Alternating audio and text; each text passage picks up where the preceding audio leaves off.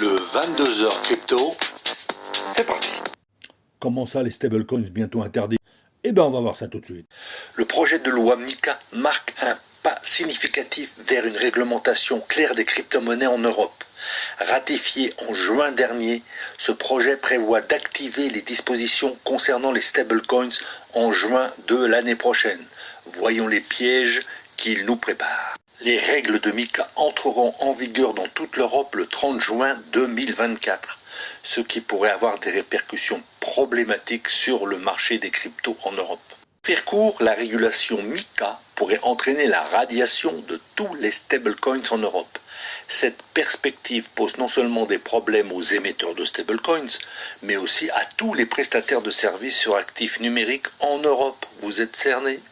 Cette évolution que j'appelle une prise en étau pose des défis importants aux acteurs de l'industrie des crypto-monnaies en Europe, qui doivent se préparer à une réglementation plus stricte concernant les stablecoins. Mais j'ai une solution.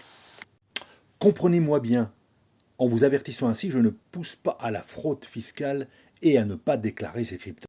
Mais toutes ces lois me semblent des atteintes à nos libertés fondamentales et ouvrent la voie à un contrôle de plus en plus strict des autorités européennes sur votre argent, que ce soit sous forme de crypto-monnaie ou d'argent.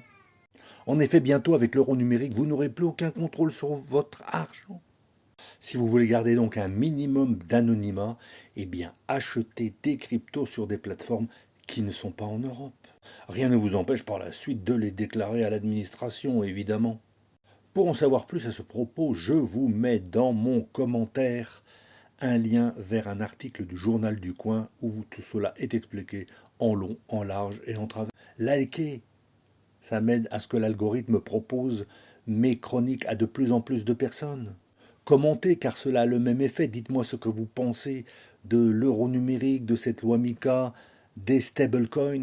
Et surtout abonnez-vous, cela m'encouragera. N'hésitez pas à me donner vos remarques si vous voulez certains sujets, s'il y a des choses que vous aimez, que vous n'aimez pas dans ces rubriques, dites-le moi, j'ai besoin de votre avis.